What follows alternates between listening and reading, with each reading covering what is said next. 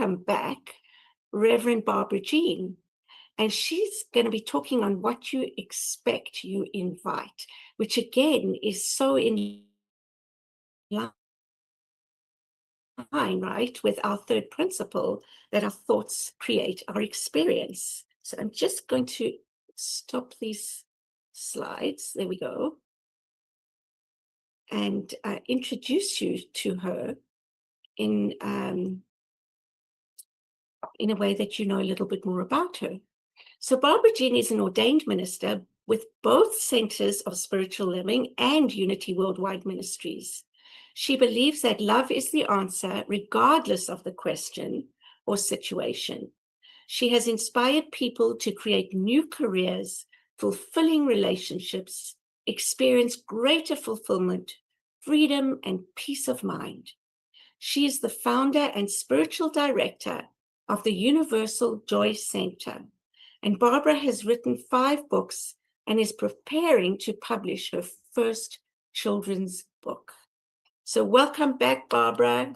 Great to have you here. So happy to be here. It's been a minute, so I'm really glad to be back. Really glad to be back. So good to see everyone. I'm delighted. And great to see you, sis, from another mother. Well, the talk today is what you expect, you invite. So expectation is magnetic. When we expect good, good gravitates toward us. When we expect struggle, we unconsciously prepare for it. So this talk is about the art of spiritually empowered expectation. So it's just like, if you're expecting a guest for dinner, you're going to set a place for that person. And the same thing is as we are preparing for what is that we want in our lives, expectations is kind of that table setting, and spirit will fill the seat. So really important that we begin to look at what we're expecting moment by moment, because sometimes we're expecting, you ever hear Murphy's Law, or bad things come in threes, or right, there's a few ways. What if, it's funny how when we do what if, it's always what if this terrible, horrible, awful thing happens, rather than what if I win $1 million? What if I fall in love tomorrow? What if somebody gifts me with a new home? What if, what if, what if? Let's change our language a little bit, because our expectations do create, and words are powerful. So we believe in unity and in the Centers for Spiritual Living that there is something beautiful and whole at the center of every person, wise, resilient, deeply connected. And these spaces that we have here, these gatherings, are a way to remember that truth. So as we're getting started, what I'd like you to do is just take a deep breath and just fully arrive. You don't need to be anywhere else. We're just exploring a powerful idea. What you expect, you invite. So what we want to remember today is that there is one life, one intelligence, one loving presence expressing us all. And this presence is already active in every life. It knows the path forward. It knows the good that is seeking expression. And when we open our minds to possibility, we release fear-based expectation. Yes, fear-based expectation. And we welcome grace. So I want you to think about a question while we're going through this. What is one small good thing you're hoping for this week? Good thing. One good thing this week. So just let that kind of ruminate.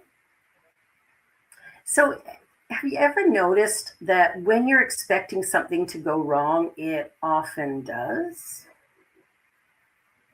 You walk into a meeting a little bit tense. You travel expecting delays. You start a conversation braced for conflict. And somehow, almost magically, the world cooperates with your fear. But the opposite is also true. When you expect kindness, opportunities, support, life has a strange way of delivering. Expectation is magnetic. So when you think about, like, I was thinking about this when I was working on this talk, and I was thinking about the places that I've lived in over the last 20 years since moving to Toronto. Well, 20, oops, coming up to 26 years. Um, when I moved to Toronto, I had the expectation that starting the center would happen. And I had no doubts about it whatsoever. In fact, I flew to Hamilton because WestJet didn't fly into Toronto yet. And I flew to Hamilton with a one-way plane ticket, $40 in my jeans. And somebody had said I could sleep on their couch in Toronto. So I was set. I had everything I needed, 2 suitcases of summer clothes, ready to go. Fully committed to the idea. And so when we do that, when we expect something to happen, it's going to happen. Maybe not exactly as we picture it, right? Often better, often better. So just imagine setting a beautiful table for a guest. You know, you polish the glasses, you light the candles, you lay out your good dishes. Why? You expect someone to arrive. And they do. One of the things that you'll notice in the prayer work that we do is we always put in a gratitude statement, what we're grateful for. And that is so powerful because what we're grateful for is generally, as we were growing up, right? You got to say thank you when somebody gave you something. So we have these pathways in our brain that automatically, you know, somebody will go, oh, you know, that train of thought, right? We do have pathways in our brain where an idea will automatically move into a certain expression because of how we're familiar with it. And so when we're sitting back saying thank you, the reason it is so powerful is because we have, in fact, been trained to say thank you after we receive. So now in our prayer work, we're actually praying that something is already accomplished, and we're saying thank you as if we've already received it, therefore tricking the brain into believing we already have it. So there's a journey that we're on, and expectation is just so powerful. I wanted to share with you a little parking spot story. I once knew someone who always said, a parking space is waiting for me. Not arrogantly, not demanding, just calmly, and 9 times out of 10, a space appeared. Was it magic? No. The expectation changed their energy. They drove calmly. They noticed openings others missed. They didn't spiral into frustration. Expectation reorganized perception, and perception reorganized experience. So I had an experience of this recently, and you know, I know most of you are fairly familiar with Toronto. At least you know how big it is and how hard parking could be sometimes. And I remember going to an event on a Friday night, I believe, downtown Toronto, on Spadina, between King and Front. And there's very little parking in that section. In fact, there were 3 spots. And as I rounded the corner, somebody pulled out and I pulled in, right in front of the place I was going to. Now, why does that happen? Well, because before I leave, I go, you know, there's right and perfect parking always. And although that seems pretty simple and silly, it's a way of sort of building our faith. When we start to set our expectations, set an intention, and then we watch it manifest, that helps to expand the faith that we have. Because we tend to believe that this out here is what's real. But what's out here has always already been created. What's real, what's coming, comes from in here. So when we set those expectations, we actually create the space for something marvelous to happen. There's a story of a teacher, I believe in New York City. There was a film about it that I watched many, many years ago, so I don't remember all the details. But it was an impoverished community, and the kids were not treated all that well, frankly. It was a high school, and they didn't expect anything from these kids.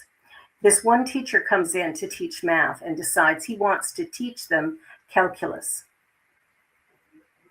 And they're going, you're out of your mind. They can't learn that. Right? Expectations. But he believed they could, but because he wasn't allowed to teach it, he decided to teach it to these kids at 6 a.m. every day, Monday to Friday. And you know what? The kids came. They came. They came and they learned. And that school ended up having one of the highest scores in all of the United States for their math students because they did learn calculus. When we expect, now that teacher expected his students to succeed. And he made a huge demand on them. I don't know if you know many teenagers, but arriving at school at 6 a.m., well, getting them to arrive at school can be a task. But at 6 a.m., these kids really wanted to learn. They wanted something new. I was in Kenya 2 years ago, and when I was in Kenya, there's a center there, a CSL center there, and the students go through so much to be trained, and they're trained by ministers here in North America, and there's a bit of a time lapse, which you can well imagine. So if we're teaching a class here at 7 o'clock at night, you want to know that they're taking the class in the middle of the night, probably 3 or 4 in the morning. I can't remember the total difference of time. But in that time, that's when they're doing this. And sometimes the internet just goes out. Africa has these brownouts and stuff. And somehow they keep going and keep going. And we're in the process of actually licensing a group of ministers that have been trained in the Kenya Center. The idea is when we provide the opportunity and we have an expectation that the people in our midst are brilliant and fabulous and uniquely qualified to do whatever they are here to do, we start to create an environment where they can succeed. Not because we've done it for them, but simply because we believe in them. And I mean, think about that. When somebody says to you, oh my goodness, like, that was so great. There's a nice warm feeling that comes from that. But if somebody comes to you and goes, whatever, then you start to second guess what you just did. Like, was it good enough? We need to stop all that and learn how to love ourselves and get into that place of self-love where we can begin to create something that is uniquely ours. So expectation works on 3 levels: psychological, behavioral, and spiritual. And in the psychological, you'll notice what confirms your belief. If you're going through life saying, I'm so broke, you might get to be right. In fact, you probably are right. Behavioral, you act in ways that support the outcome. So if you're always expecting someone to disappoint you, hurt you, guess what? Somehow that's going to happen. And you're going to sit back and go, see, I knew it was going to happen. I knew that was going to happen. You're right. You expected it, you invited it, and it appeared. And spiritual, you align with the field of possibility. Now, when we align with the field of possibility, we actually set up a mental equivalent where spirit can rush in and fill that form. So probably everybody here knows about Jell-O molds. You pour some Jell-O in, maybe some fruit, and you throw it in the fridge for a few hours, then you take it out and you drop it out, and it's the exact shape of the mold, and it looks beautiful, and then you can serve it. Well, a mental equivalent is that mold. So what we're doing is we're creating a mold in our consciousness of what we would like to experience.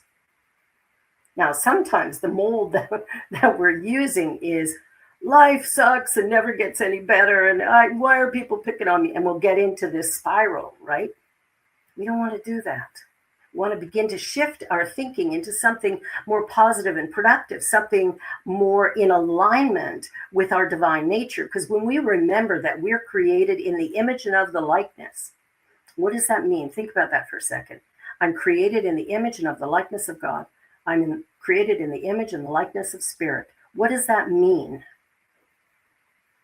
Well, it doesn't mean that the universe is 5'2" with blue hair.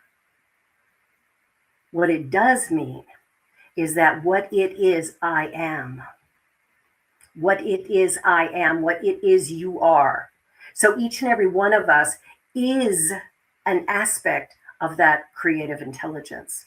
And we are all unique and special, every single one of us. And because we're unique and special, we show up and we give our gift into the world, which only we have and only we can do in the way that we do it, right?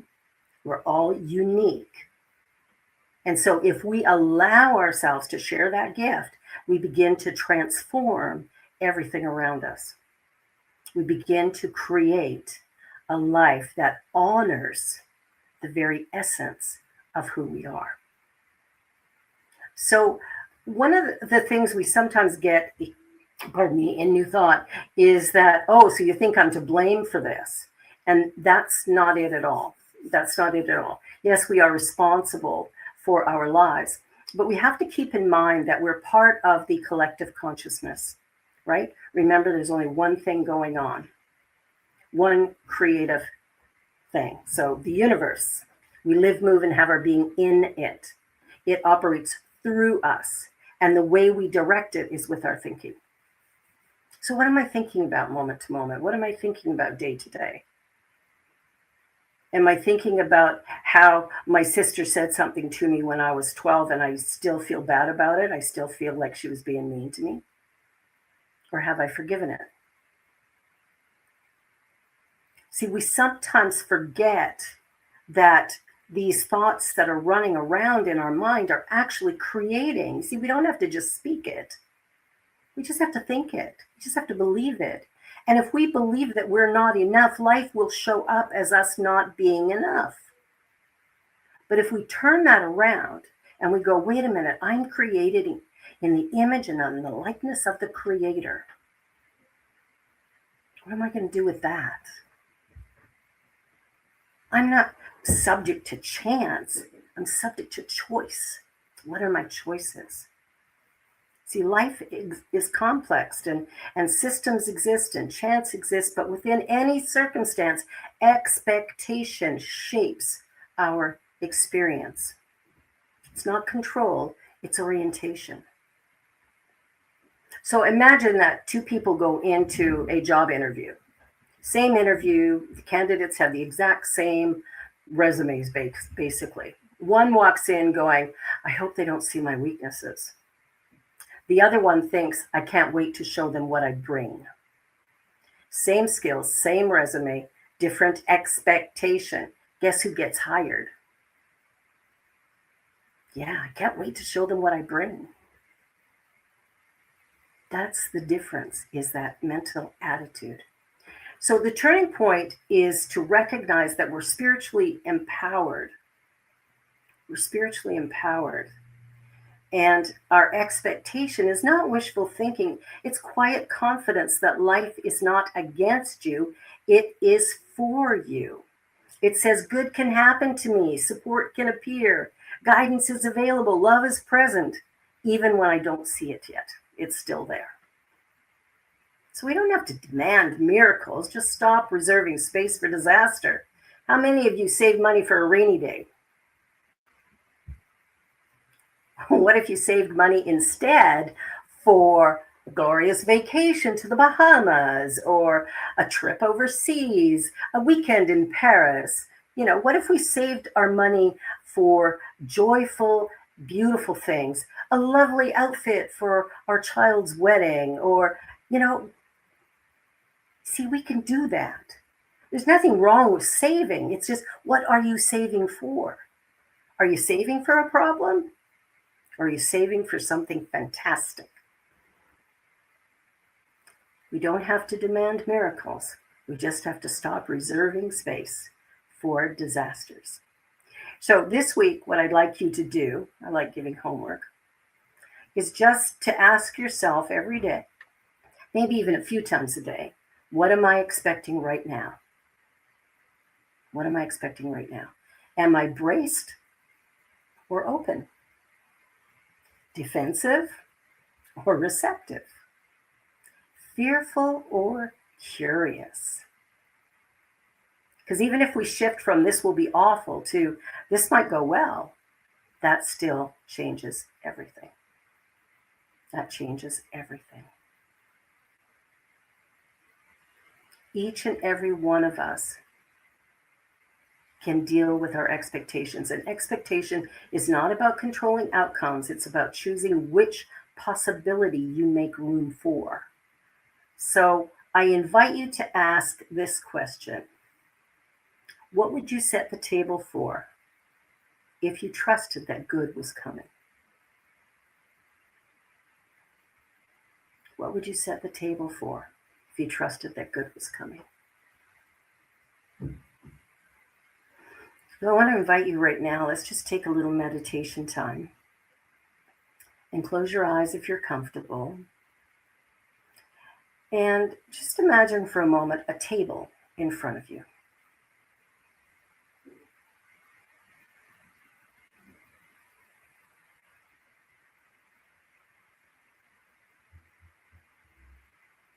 What are you setting it for? Stress? Disappointment? Conflict? Now gently clear all that away. Imagine yourself just clearing the table. And now lay down peace.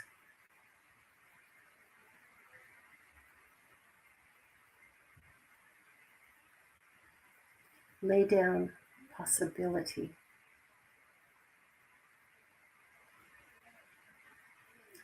Lay down support.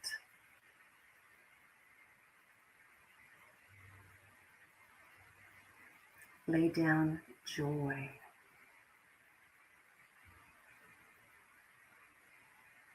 And as you do this, notice the seat filling with something beautiful.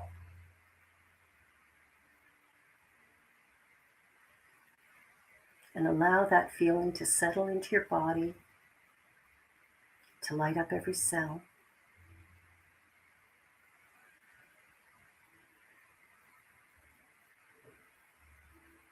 To enliven and invigorate your physicality. And open your mind to a new possibility.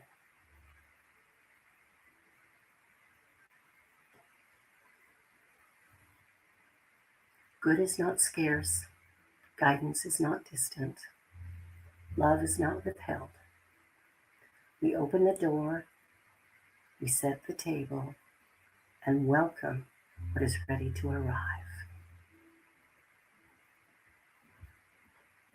And taking a deep breath in, and opening your eyes as you feel comfortable. And so it is.